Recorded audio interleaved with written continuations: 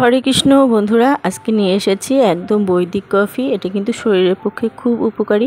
আর আপনারা কিন্তু না বলে দিলে যে কেউ বুঝতে পারবে না এটা কফি দিয়ে তৈরি না। তো একদম চা বা কফি ছাড়াই কিন্তু এটা বানিয়ে নেব।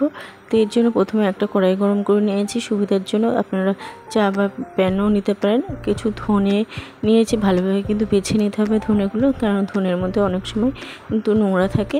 এটা একদম একটু কালো করে ভাজা ভাজা করে নিতে হবে।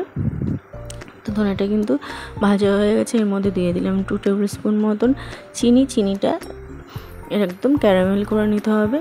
তো আস্তে আস্তে কিন্তু চিনির কালার ধরতে শুরু করেছে। এটা ভালোভাবে অনবরত নাড়াতে হবে, না হলে কিন্তু নিচ থেকে একদম পুড়ে যাবে চিনিটা, আর একদম তেতো হয়ে যাবে খেতে।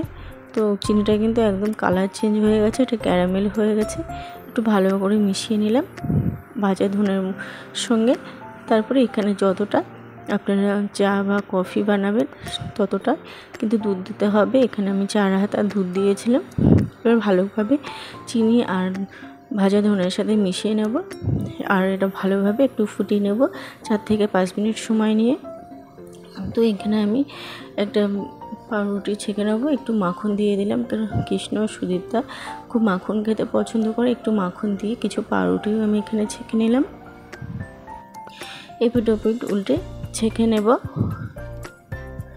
এদিকে কিন্তু কফিটাও কিন্তু রেডি হয়ে গেছে, একদম অরিজিনাল কফির মতন কিন্তু কালার চলে এসছে। তো এটাকে এবার নামিয়ে নিয়েছি। এটাকে ভালোভাবে ছেঁকে নেব, চা বা কফি যেরকমভাবে ছাঁকা হয়। ধনেটা কিন্তু ফেলে দিতে হবে। তো বন্ধুরা, রেডি হয়ে গেল বৈদিক কফি রেসিপিটা। আপনাদের কেমন লাগলো অবশ্যই কমেন্ট করে জানাবেন। ভালো লাগলে লাইক শেয়ার করার অনুরোধ রইল। আজ এই পর্যন্তই, আবারও হাজির হব অন্য কোনো ব্লগ বা রেসিপির সাথে।